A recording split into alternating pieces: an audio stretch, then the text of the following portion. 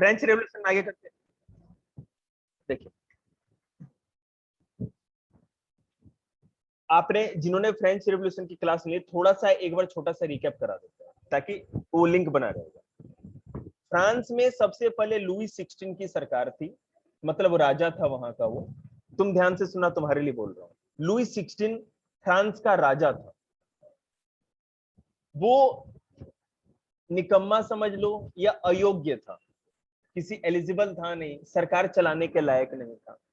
France के समाज में बहुत सारी असमानताएं या भिन्नताएं थी। हिंदी में है ना आपका सिस्टम? तो वहां पे पूरी फ्रांस की जो सोसाइटी थी, 3 ई स्टेट में बटी हुई थी। 3 स्टेट, 3 वर्गों में। फर्स्ट स्टेट या प्रथम वर्ग, द्वितीय वर्ग और तृतीय वर्ग। पहला जो था वो था पादरी लोगों का, जो चर्च में पूजा पाठ कराने, प्रीस्ट या पादरी या प्रीस्ट, जो कि पूजा पाठ कराते थे। दूसरा वर्ग था राजा, सामंत, फ्यूडल जितने थे इन सबों का। और जो तीसरा वर्ग था, थर्ड ग्रुप था या थर्ड स्टेट था, उसमें सब लोग आते थे। सब लोग, जैसे बड़े व्यापारी से लेकर के वकील, डॉक्टर, इंजीनियर से लेकर लेखक से लेकर के मजदूर, जूता पॉलिश करने वाला, सारे लोग, खेती बाड़ी में मजदूरी करने वाला, सब लोग आते थे। लेकिन जो पादरी वर्ग या फर्स्ट स्टेट का वर्ग था, उसको किसी तरह का टैक्स नहीं देना था।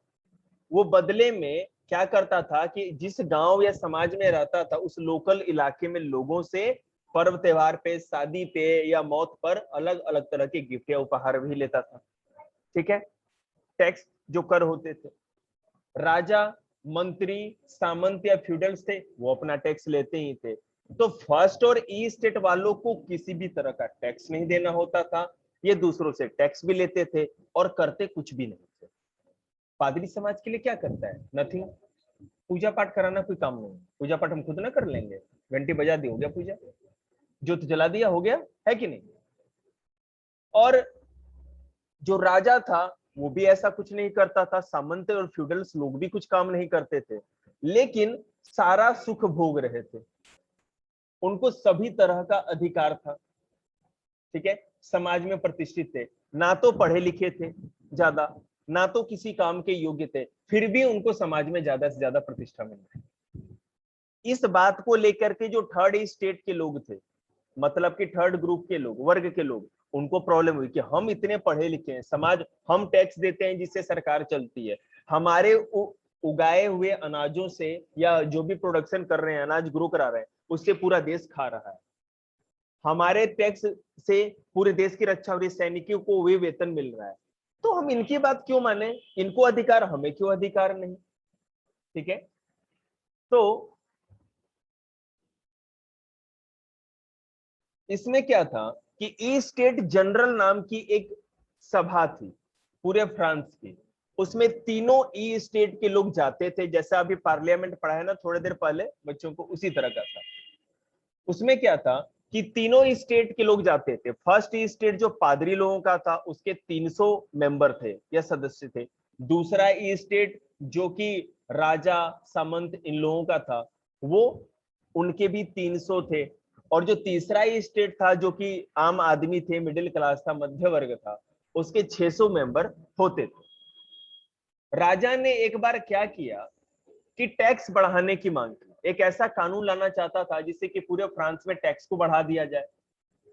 तो उसके लिए क्या था कि पहले स्टेट जनरल की बैठक बुलानी थी, और राजा को अधिकार था वो जब चाहिए बैठक बुला सकता था, और किसी को अधिकार नहीं था। ठीक है, बैठक कभी भी, क्या ऑर्गन, और क्या, समझ रहे हैं? तो स्टेट जनरल की बैठक बुलाई गई, सभा बुलाई गई, मीटिंग बुलाई गई, और सारे 300 आदमी, पादरियों वाले फर्स्ट स्टेट के 300 लोग, जो क्लर्गी या मतलब कि इसके थे, क्या नाम है इनका, सामंत या फ्यूडल्स लोग थे, राजा वाले, और 600 मेंबर मिडिल क्लास या लोअर क्लास के, सब लोग शामिल। बैठक हुई। जो फर्स्ट और सेकंड स्टेट वाले पादरी और राजा ओजा या जो मंत्री लोग थे, उनको आगे सीट दी गई, बैठने की जगह दी गई, कुर्सियां दी गई, और थर्ड स्टेट वालों को पीछे खड़ा रखा गया क्योंकि जगह ही नहीं थी। ठीक है, तो अभी बेटा हमारे पार्लियामेंट में वोट का क्या सिस्टम है, मान लो 552 सदस्य, 545 अगर लोकसभा में है और 250 राज्यसभा में, तो लोकसभा में 545 में से जितने ज्यादा मेंबर जिस मामले पे वोट दे देंगे या 50% से ज्यादा वोट देंगे उसकी बात मानी जाएगी। इलेक्शन में भी ऐसा ही होता है, लेकिन फ्रांस में थोड़ा अलग था। फ्रांस में मेंबर के वोट का कोई मतलब नहीं था, ग्रुप, वो ग्रुप क्या कर रहा है, फर्स्ट स्टेट, सेकेंड स्टेट और थर्ड स्टेट, हर एक स्टेट या वर्ग का एक वोट माना जाता था। अब मान लो बेटा कानून पास करानी है, ज्यादा टैक्स लेने वाला, तो फायदा किसका, पादरियों का फायदा है, राजा और सामंतों का फायदा है। तो दो स्टेट तो एक तरफ हो जाएगी ना कि वोट करते हैं कानून बना दी जाए, थर्ड स्टेट वाले का वोट का कोई मतलब ही नहीं है। ठीक है, इस बात को लेकर के थर्ड स्टेट वाले गुस्से में आ गए, उन्होंने डिमांड रखी, मांग रखी कि ये नियम अब नहीं चलना चाहिए। ठीक है, अब एक एक वर्ग या एक एक स्टेट या ग्रुप का वोट नहीं माना जाए, हर मेंबर का वोट माना जाए। राजा का हम नहीं मानते, तो थर्ड स्टेट वालों ने बायकट कर लिया, बहिष्कार कर दिया, सभा से बाहर निकल गए। और बाहर ही एक टेनिस कोर्ट, टेनिस खेलने वाला जो मैदान नहीं होता जिसपे खेलते वो था, वहीं पर उन्होंने राष्ट्रीय सभा या नेशनल असेंबली की स्थापना कर दी। बेटा मास्क ले होंगे, प्लीज थोड़ा लगा लो, थोड़ा माउथ के नीचे रखो, ऊपर रखो, लेकिन लगा के रखो। बैठ जा बेटा, आजा जल्दी आ, लेट क्यों हो गया। अरे चाय पानी कुछ लेगा, वैसे भी अच्छी नहीं बनी। तो उन्होंने क्या किया, नाम बताइए उस मेंबर का, देखते हैं कौन घर पे हिस्ट्री पढ़ भी रहा था, पता चल जाएगा। जिन्होंने नेशनल असेंबली में मेन काम किया था, वो थर्ड स्टेट के कौन से विद्वान लोग थे, जो दो दो का नाम बताओ। रूसो,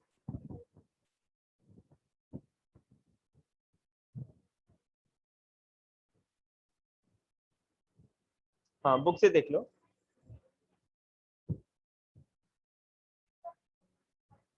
हाँ ये एटीट्यूड है ना, आंसर देने के समय बोलो, चलो आंसर दो, आंसर दो। याद नहीं है, देख के बताओ, देखो।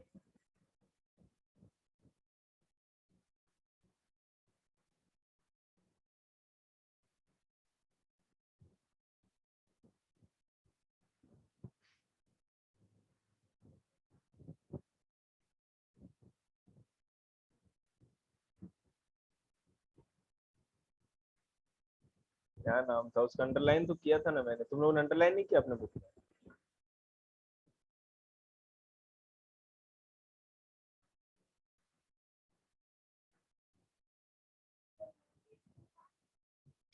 रॉबर्ट्सपेरी, रॉबर्ट्सपेरी। नहीं मोंटेस्क्यू दूसरा है ना बेटा, वो तो विद्वान था, वही विचार रखता था।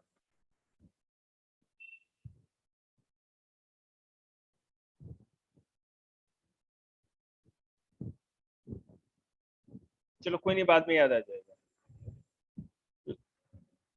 रॉगेट ला एस्ले, है ना, एंड मार्सेल्स जो था, ये दो लोग थे ना इसमें। नहीं नहीं ये नहीं, ये नहीं, ये नहीं। हाँ मिरेबो और, हाँ ये दो लोग जो थे, बिल्कुल। पेज नंबर क्या था ये,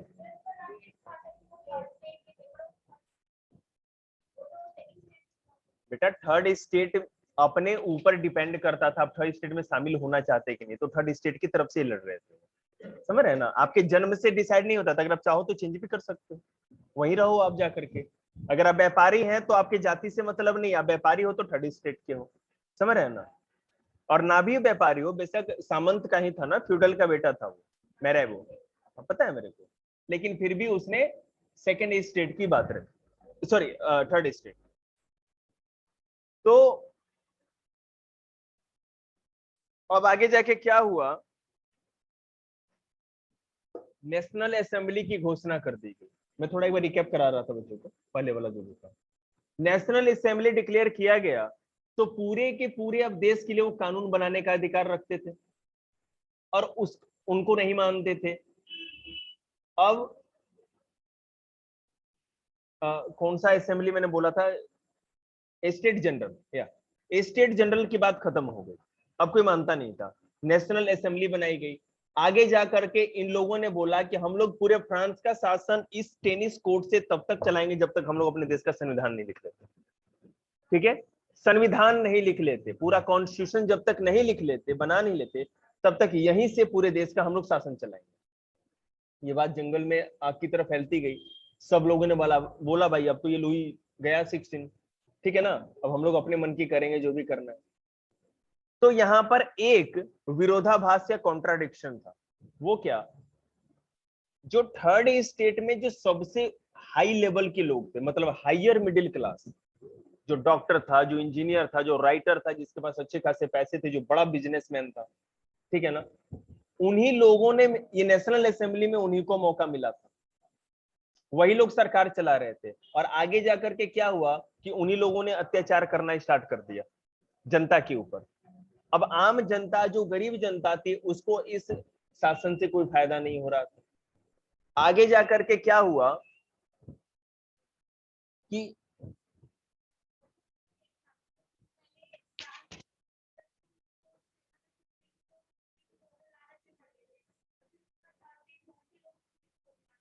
लालच पड़ गई, बिल्कुल।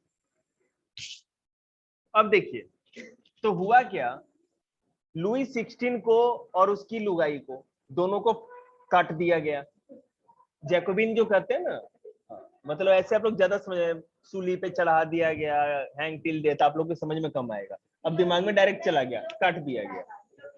हाँ, गिलोटिन कर दिया गया। गिलोटिन एक ऐसी मशीन होती थी कि ऊपर है ना मोटी लोहे की पत्ती होती थी। कितनों को कटते देख लिया तुमने ऐसे?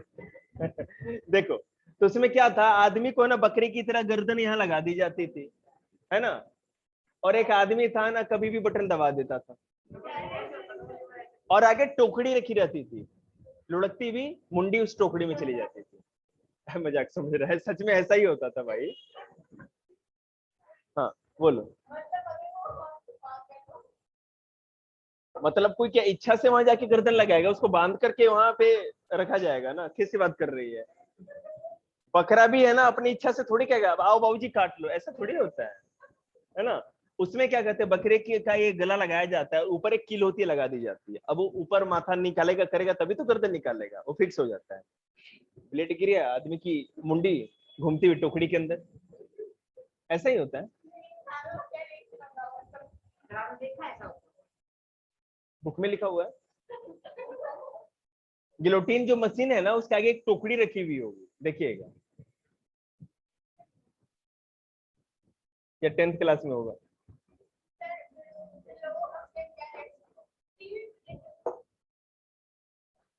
देखिए ध्यान देंगे आप लोग। तो अब क्या हुआ, 1789 की एक बात बता रहे हैं, जब फ्रेंच रेवोल्यूशन की शुरुआत हुई। फिर यहाँ पे बेस्टाइल एक किला था फ्रांस के बाहर, पेरिस के बाहर एक किला था, जो फोर्ट जिसको कहते हैं। वहां की जनता को इस बात का गलत फहमी हो गई, अफवाह फैल गई, ठीक है, कि जो लुई 16 है ना, बाहर से आर्मी बुलाई है, यहाँ पर सब लोगों पे ओपन फायर करवा देगा, सब लोगों को मरवा देगा। ठीक है, वो बेचारा तो खुद ही बेचारा डर के है ना दुबक के अपना पड़ा हुआ था कमरे में। गलत कोई अफवाह फैल गई, सारी फ्रांस की जनता है ना, भगदड़ मच गई। फ्रांस की जनता पेरिस की सड़कों पे, पेरिस की बात कर रहे हैं, उन्होंने जितने भी सरकारी दफ्तर थे या जो भी क्या कहते हैं पुलिस स्टेशन या जो भी रहा होगा, उन लोगों ने इसलिए हमला कर दिया, जला दिया कि कुछ हथियार मिल जाए हम लोग को, वेपन्स, ताकि हम लड़ सके, आर्मी से अपनी सुरक्षा कर सके। मिला कुछ नहीं, एक किले में चले गए इसी तरह कि वहां पर तो कुछ किले के कमांडर को काट दिया, ठीक है, और उसके बाद जितने भी हथियार लूट सकते थे लूट लिए, और दो चार बेचारे है ना सजा काट रहे थे, ठीक है, उनको भी आजाद कर ले, चल तू क्यों यहाँ मर रहा है, तू भी बाहर चल, ठीक है।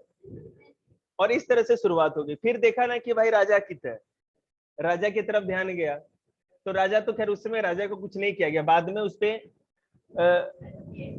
हाँ केस करके, मुकदमे करके, फिर वही गिलोटीन और वही टोकरी और मुंडी फिर लुढ़कती हुई टोकरी के अंदर, ठीक है, ऐसा ही हुआ।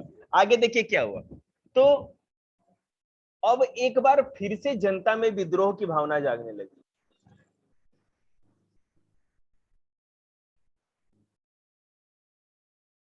कौन सा मशीन है भाई? अब वो क्या विरोध की भावना थी, विद्रोह की क्या भावना थी, रिबेल किस बात पे था उनके अंदर, कि जिसके लिए इतना संघर्ष किया गया, इतनी लड़ाई की गई, उसका फायदा आम जनता को तो मिला ही नहीं। सरकार में कौन से लोग थे? सरकार में वे लोग थे जो ज्यादा से ज्यादा समाज में पहले से ही अमीर थे, पैसे वाले थे, समाज में हैसियत थी। मान लो बेटा कोई डॉक्टर है, वकील है, इंजीनियर है, लेखक है, तो उसके पास तो पैसा था ही ना, उसे तो उसी को फायदा मिला। लेकिन किसान मजदूर इन सबों को तो फायदा ही नहीं मिला। फ्रांस के कॉन्स्टिट्यूशन में बच्चों को, औरतों को, उनको तो वोट का राइट होता ही नहीं था, ठीक है। साथ ही साथ उन लोगों को भी वोट का राइट नहीं था जो कि ज्यादा टैक्स नहीं देते थे। समाज में वो लोग जो गरीब थे, जो टैक्स नहीं देते थे, उनको वोट देने का राइट नहीं था, मतदान नहीं कर सकते थे, ठीक है ना। तो इन सब चीजों की लड़ाई के लिए क्या हुआ कि, क्या नाम था वो जैकोबिन क्लब के हेड का, मैं भूल गया।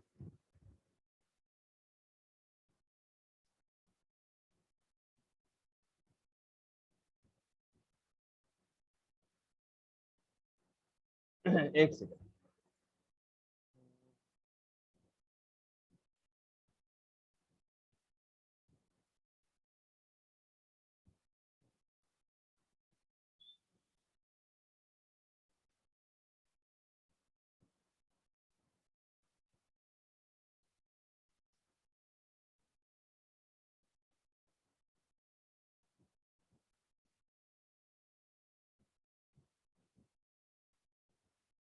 रॉबर्टसपेरी, मैक्स मिलन रॉबर्टसपेरी, वीडियो में अंडरलाइन कर दे रहा हूँ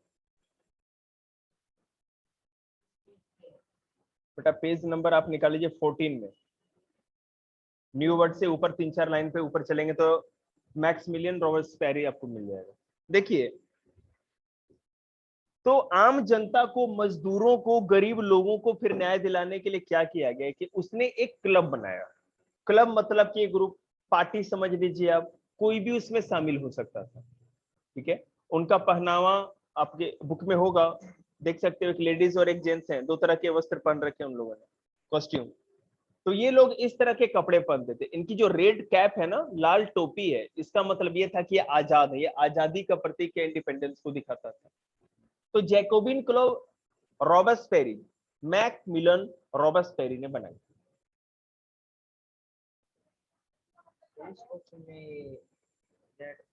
एक सेकंड। रॉबर्टसपेरी ने जैकोबिन क्लब बनाया, यहां ध्यान दीजिए, उतना टाइम नहीं। जैकोबिन क्लब बनाया। इस क्लब का काम क्या था कि समाज को यह बताना ना कि उनको अपना हक मांगने के लिए इन्होंने क्लब बनाया था, कि जिस आजादी के लिए सब लोग मिलकर के थर्ड स्टेट के लोग लड़े, उस आजादी का फायदा अब केवल कुछ ही लोगों को मिल रहा है, ठीक है। आपने पादरी वर्ग को पूरा खत्म कर दिया, जितने भी चर्च थे, उस चर्च में से पूरे सब चीजों को निकाल के उसको अस्पताल, हॉस्पिटल, या क्या कहते हैं, पुलिस स्टेशन बना दिया गया था। जितने भी पादरी थे उनको सारे हटा दिया गया, उनके सारे अधिकार छीन लिए थे, सारी संपत्ति छीन ली गई थी। जितने भी सामंत थे, पूरी की पूरी प्रॉपर्टी हड़प ली गई, सरकार ने हड़प ली। बोलो।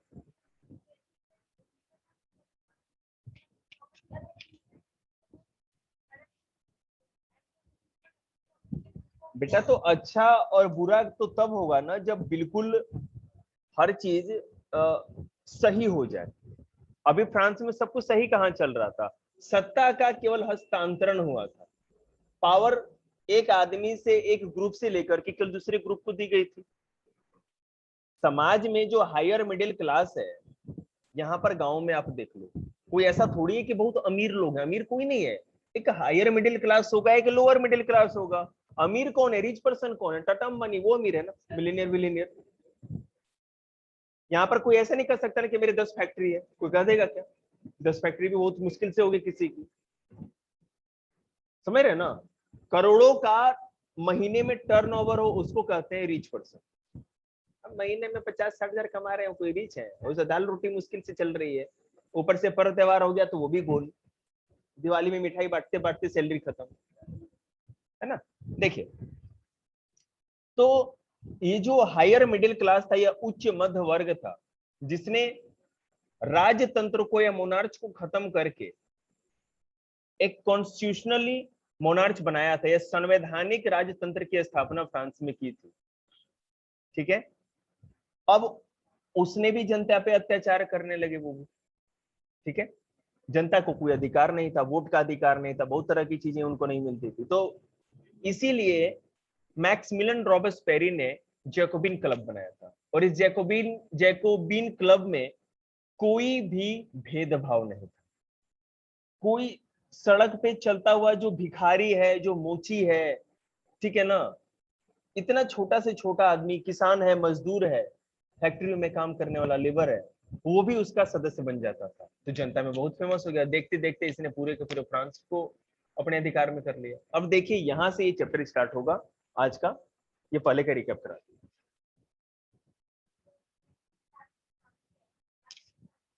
बोलिए। अच्छा ठीक। द रीजन ऑफ टेरर याद है तो बताओ। हाँ चलो मैं बता दूं। जैकोबिन क्लब के हेड मैक्सिमिलियन रॉबेस्पेरी थे। बेटा आप आए थे इस क्लास में? नहीं थे ना पिछले क्लास में? चलो ठीक है, बढ़िया है, सुन लो। जैकोबिन क्लब क्यों बनाया गया था? गरीबों को, मजदूरों को उनका हक दिलाने के लिए, उनकी भी बात सुनी जाए, सरकार में उनको भी मौका मिल जाए।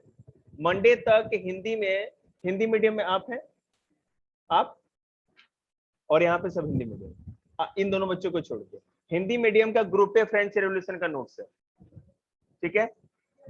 फ्रेंच रेवोल्यूशन का नोट्स भेजा है मैंने, पूरा का पूरा, सब रिटर्न चाहिए मेरे को। मंडे को मैं चेक करूंगा और इंग्लिश वालों का भेजूंगा। बोलो नहीं, इस स्कूल का काम का तो मैं मानूंगा ही नहीं। पूछो क्यों? क्योंकि पेरेंट्स हमेशा मेरे को यही ध्यान दीजिएगा।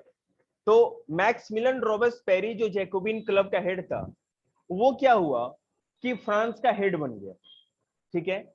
उसने क्या किया कि आतंक का राज स्थापित कर दिया, रेजिम ऑफ टेरर। उसमें क्या था, अब जितने भी दूसरे पॉलिटिकल पार्टी के लोग थे, जितने भी दूसरे पॉलिटिकल पार्टी के लोग थे, मेंबर थे, पहले तो उस पॉलिटिकल पार्टी को बनने ही नहीं देता था। जो भी उसके अगेंस्ट में होता था, उसके पार्टी का हो या बाहर का हो, समझ रहे?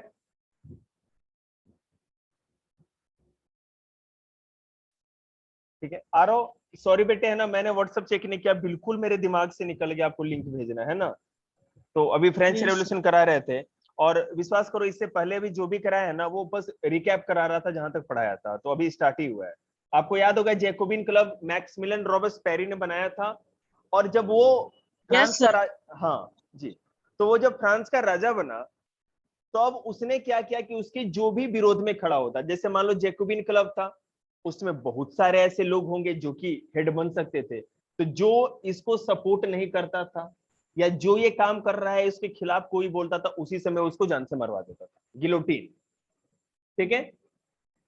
दूसरे पॉलिटिकल पार्टी या राजनीतिक दल के कोई लोग होंगे, उनको भी जान से मरवा देता था। मतलब अपना कभी भी कोई कॉम्पिटिटर या प्रतियोगी खड़ा ही नहीं होने देता था। तो फिर इसके आतंक का बात हो गई, सब लोगों पे अत्याचार होने लगा। अब गरीबों की बात सुनी जाती या नहीं सुनी जाती उसका कोई मतलब नहीं था, लेकिन जो लोग ठीक ठाक थे या जो पैसे वाले थे, उनकी तो लंका लग गई, समझ रहे हैं ना। सब लोगों को खत्म करवाने लगा। तो सब लोगों ने सोचा भाई ये आदमी तो फ्रांस को ही खत्म कर देगा, ऐसे थोड़ी सरकार चलती है, इसको हटाना चाहिए। तो देखिए क्या हुआ, directory rules France, the fall of the Jacobian government allowed the एक सेकेंड,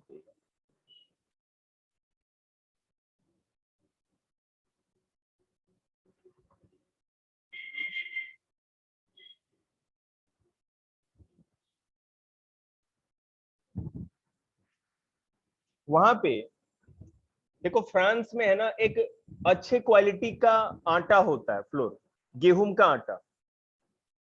तो जब अनाज की कमी हो गई, अच्छी खासी खेती बाड़ी खत्म हो गई, तो इसने क्या किया, रॉबेस्पेरी ने अलाउ करा दिया कि पूरे फ्रांस में है ना, अब एक जो लो किस्म का, लो क्वालिटी का जो आटा होता है फ्लोर, उसके ही ब्रेड बनेंगे। और कहा गया कि ये इक्वालिटी की बात है। शिवम कौन है? शिवम इंटर क्यों हो रहा है? शिवम हो ही Shivam.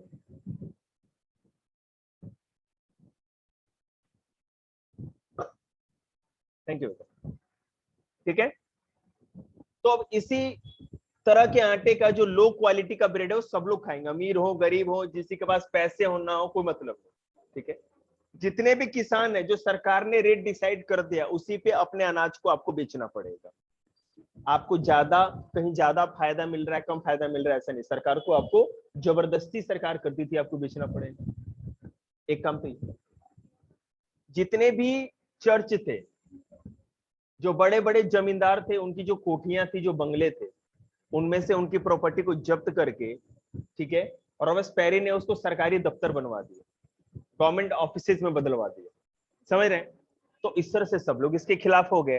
रॉबेस्पेरी pursued his policies so relentlessly that even his supporters began to demand moderation. Finally, he was convicted by the court in July 1794, arrested and the next day sent to guillotine.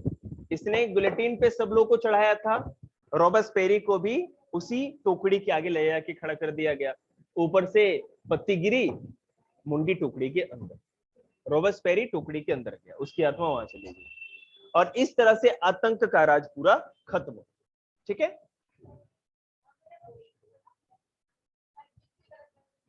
हाँ guillotine.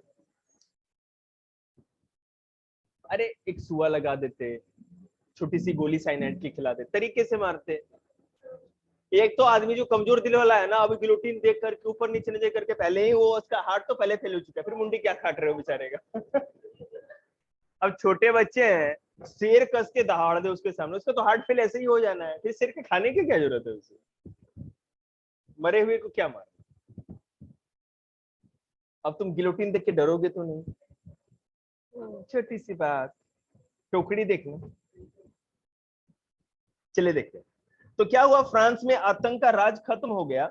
और इस chapter को मेरे को खत्म करना है आज। हाँ बेटा, आपको बताते हैं 1794 में हुआ था ना सर, या 1794 की बात बता रहा हूँ। अरे यार छोटी बात तुम हर बार बोल देते हो। देखिए, डायरेक्टरी रूल्स फ्रांस। अब एक डायरेक्टरी थी, रॉबेस्पेरी तो खत्म हो गया, अब फ्रांस का कोई ना कोई तो शासन चलाएगा ना, फ्रांस का गवर्नमेंट कोई ना कोई होगा, और वो गवर्नमेंट कौन था? The fall of the Jacobin government allowed the wealthier middle class to seize power. ठीक है, a new, अब देखो, wealthier middle class मतलब कि धनी मध्यम वर्ग। रॉबेस्पेरी किसके खिलाफ काम कर रहा था? जो भी धनी मध्य वर्ग था, पैसे वाले मिडिल क्लास थे, उनके खिलाफ था ये, क्योंकि वही लोग, उन्हीं लोगों ने तो पहले शासन किया था। लुई 16 को हटा के समाज का जो अपर मिडिल क्लास था या धनी मध्य वर्ग था, वो शासन कर रहा था, उसको हटा के रॉबेस्पेरी आया था। रॉबेस्पेरी को जैसे ही मार दिया गया, गुलेटिन कर दिया गया, तो फिर से उनको मौका मिला कि हम लोग सत्ता में आ जाए। समझ में आई बात? तो उन लोगों ने पावर सीज कर लिया, मतलब सारे अधिकार अब उन लोगों ने ले लिया, और वो देश को चलाने लगे, और देखिए कैसे चलाने लगे।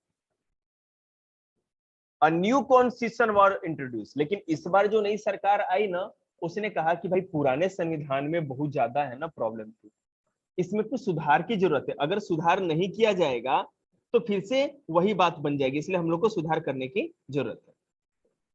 देखिए किस तरह सुधार किए गए।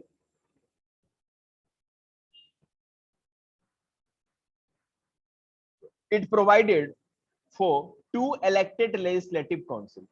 2 इलेक्टेड लेजिस्लेटिव काउंसिल या 2 विधान चुने हुए या निर्वाचित, 2 तरह के निर्वाचित विधान परिषदों की स्थापना की गई। विधान परिषद लिखा है ना। These then appointed a directory and executive made up of 5 members. दो जैसे लोकसभा राज्यसभा हमारी कैसे है, समझ रहे हैं ना? संसद पार्लियामेंट में एक लोकसभा है, एक दूसरी राज्यसभा है। तो उसी तरह फ्रांस में क्या किया गया, दो लेजिस्लेटिव काउंसिल मतलब दो विधान परिषदें बना दी गई, कानून बनाने वाली विधायिका जो थी, ठीक है। उसके बाद एक डायरेक्टरी अपॉइंट की गई, निर्देशिका उसका लिखा होगा नाम, निर्देशिका, एक निर्देशिका बनाई गई। वो क्या कर रहा था, और उसके अंदर 5 लोगों का एक मेंबर बना, एक ग्रुप बनाया गया, मेंबर्स ऑफ ग्रुप थे, 5 सदस्य उसमें स्थापित किए गए। This was meant as a safeguard against the concentration of power in a one man executive as under the Jacobin. However, the directors often clashed with the legislative council who then sought to dismiss them. देखो, दो legislative council बनाई गई थी जो पूरे France का कानून बनाने का काम कर रही थी, ठीक है। और 5 लोग इस चीज के लिए चुने गए थे कि अगर वो जो कानून बना रहे हैं कुछ मनमाना करें, कुछ गड़बड़ करें या कुछ गलत करें, तो आप लोग निगरानी करना, आप लोग उसको देखरेख करना और आप लोग ऑब्जेक्शन करना, या दोनों जो लेजिस्लेटिव काउंसिल या विधान परिषदें थी उन पर कंट्रोल बनाए रखना। तो हमेशा इनमें क्लैश होता रहता था, झड़प होती रहती थी कुछ ना कुछ बातों को लेकर के, ठीक है। अब देखिए क्या हो, द पॉलिटिकल इंस्टेबिलिटी, राजनीतिक अस्थिरता of a directory paved the way for the rise of military dictator Napoleon Bonaparte. अरे नेपोलियन भैया आ गए, इन्हीं को खोज रहे हैं। अब अगर आप लोग मेरे वाणी को विराम ना देना तो इनके बारे में बहुत सारी स्टोरी मेरे पास है ना, स्टोरी खत्म करनी है आज, कोई नहीं कल करा देंगे। रुक जाए पहले, एक थोड़ा ही समझा देते हैं आप लोग को। हिस्ट्री तो कहानियां ही है, और वो कहानी ना समझ में आए तो हिस्ट्री क्या। देखिए अब मैकमिलन रॉबर्ट्सपेरी जब मर गया, उसके बाद सत्ता किसके पास आई, जो हायर मिडिल क्लास था, उच्च मध्य वर्ग था, फिर से उसने सत्ता अपने हाथों में ले ली, ठीक है। अब लेकिन संविधान में, कॉन्स्टिट्यूशन में कुछ चेंज किए गए, ठीक है। और जो चेंज किए गए वो चेंज क्या थे कि पूरे फ्रांस में दो विधान परिषदें या लेजिस्लेटिव काउंसिल बना दी गई, वो कानून बनाने का काम करते थे, और उनकी निगरानी के लिए, उन पर निगरानी रहे, सब देखरेख हो, इसके लिए क्या बनाया गया था, कहा गया डायरेक्टरी एक बनाई गई जिससे 5 मेंबर होते थे। ये लोग आपस में झगड़ते रहते थे, इस तरह से अपने में आपस में लड़ते झगड़ते रहते थे, वो देश का शासन क्या चलाएंगे, ठीक है। जनता भी त्रस्त हो गई कि अपने में लड़ते रहते हैं, हमारे काम तो कुछ करते ही नहीं है। फ्रांस की जनता बोली कि भाई हम लोगों के जीवन में शांति है ही। इस चीज का फायदा किसने उठाया, Napoleon Bonaparte. Napoleon Bonaparte France का सबसे शक्तिशाली, सबसे पावरफुल और सबसे अधिक महत्वाकांक्षी, मतलब ओवर एम्बिशियस किंग कह लो इसको, या आप रूलर कह लो, बना। महत्वाकांक्षी मतलब बेटा जिसकी इच्छाओं की कोई सीमा ना हो, विश्व विजेता बनना चाहता था वो। सिकंदर विश्व विजेता बनना चाहता था ना, उसी तरह नेपोलियन। हाँ जी, नहीं, दुनिया में कोई बन ही नहीं सकता।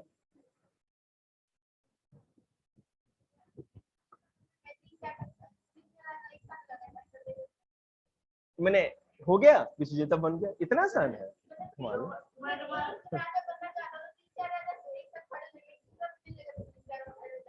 हाँ ये तो है ना, हाँ बोलो। नहीं, बिल्कुल नहीं, बिल्कुल नहीं। अधिकतर देश ग्रुप बना करके लड़ते हैं, लेकिन सब देशों की नहीं। हेलो, हाँ जी, बोलिए। रूम नंबर कौन सा है आपका, नाम क्या है आपका।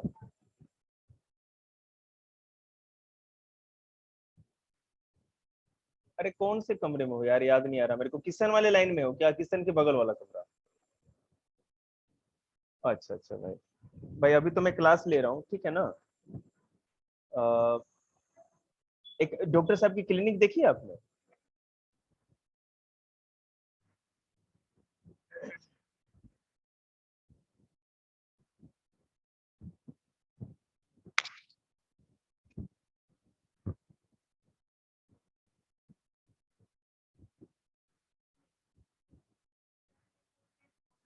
बता रहे हैं बेटा, रुक तो जा। मैं देख रहा हूँ नेपोलियन बोनापार्ट के बारे में आप लोग को पढ़ना तो बहुत ही कम है, मैं क्यों पढ़ाऊं? एक सेकंड।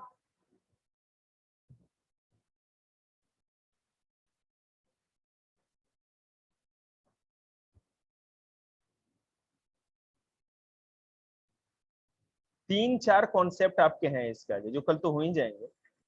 हाँ, चलिए, नेपोलियन बोनापार्ट के बारे में सुना है तो सुन लीजिए। वो 7-8 भाई बहनों में से एक था, नेपोलियन बोनापार्ट। उसके फादर भी मिडिल क्लास से बिलोंग करते थे, कोई बहुत बड़े आदमी नहीं थे, जैसे कोई सामंत राजा हो या ऐसा कुछ नहीं था। ठीक है। हम लोगों ने यूपीएससी में जब बुक पढ़ी थी वर्ल्ड हिस्ट्री, तो नेपोलियन बोनापार्ट के बारे में हम लोग को पढ़ना था, हम लोग के सिलेबस में था, उसकी जीवनी के बारे में। तो चंद्रगुप्त मौर्य के बारे में भी आपने सुना है कि बचपन में वो जब खेल खेलते थे ना, तो उसमें भी सरदार बनने वाला, राजा वाला खेल खेलते, राजा और सेनापति वाला। वो जब वो सारे प्रजा हो जाती थी, वो हेड बन जाते थे, ऐसी कहानी होती थी। तो पूत के पांव पालने में नजर आ जाते हैं। नेपोलियन बोनापार्ट भी ऐसा ही था। ये किसी से बात नहीं करता था, बहुत ही अकड़ू टाइप का था, समझ रहे हैं ना? भाई बहन खेलते रहेंगे, बोलते रहेंगे, कुछ नहीं बोलेगा। वो जमीन पे पता नहीं लकीरें बनाता रहता था, लाइंस ड्रॉ करता रहता था, ये मेरा है वो तुम्हारा है, इस तरह के खेल उसके होते थे, समझ रहे हैं? और बहुत ही एवरेज फिजिकल अपीयरेंस का था, मतलब कि उसके शरीर की कद काठी भी बिल्कुल मीडियम हाइट का था, बहुत ज्यादा ढील डॉल वाला भी नहीं था। और चेहरा भी ऐसा मुरझाया हुआ कि ज्यादा अपने देख के कोई नहीं प्रभावित होता है, ऐसा भी कुछ नहीं था। हाँ, वही बात। गुस्से में आप गुस्से में कह लो, या एक गंभीरता जो होती है ना, हमेशा जो एक गंभीर मुद्रा में रहते हैं, सीरियस जिसको कहते हैं, नहीं कहते इतने सीरियस क्यों हो, तो हमेशा सीरियस ही रहता था बेचारा। तो जैसा मैंने आपको बताया भी, रॉबर्सपेरी वाली कहानी बताई, और रॉबर्सपेरी के बाद फिर से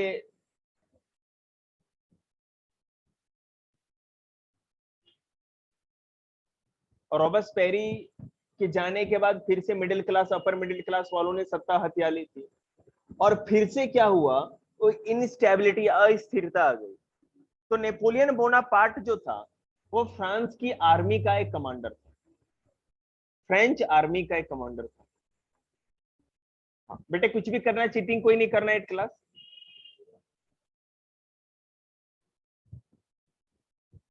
ठीक है। तो उसने क्या किया, इन सब चीजों को खत्म करके फ्रांस में फिर से मोनार्च लेकर के आ गया।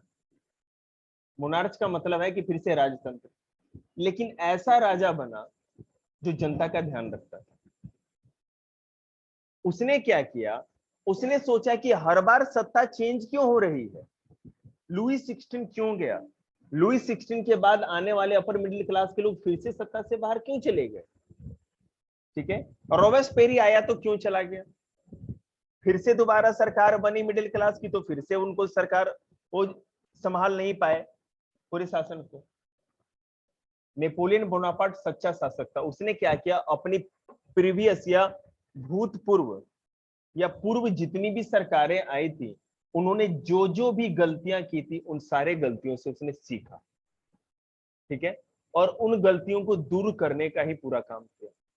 लेकिन इसका मतलब ये नहीं कि इसको केवल जनता के फायदे और हित से मतलब था।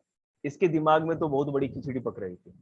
ये पूरे दुनिया में कोई जीतना चाहता था और विश्व विजेता बनना चाहता था। ये बात 1800 के करीब थी, 1810 या 1805। ब्रिटेन उस समय पूरी दुनिया में हर जगह उसके उपनिवेश थे, कोई छोटी मोटी शक्ति नहीं थी।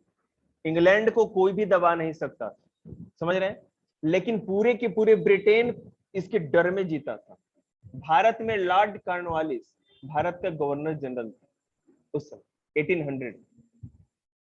उसको गलती से इस बात की गलत फहमी हो गई, ठीक है ना, कि नेपोलियन बोनापार्ट भारत पे अटैक करने वाला है, अंग्रेजों से जीत करके इसको फ्रांस में मिलाएगा, फ्रांस की कॉलोनी बनाएगा। उसने अपने पूरी की पूरी सेना, जितनी भी आर्मी थी, जगह जगह पे तैनात कर दी डर के मारे। इतना खौफ था Napoleon Bonaparte. Napoleon Bonaparte Egypt जो कि मिस्र है वहां तक उसने अपनी सेनाएं भेज दी थी।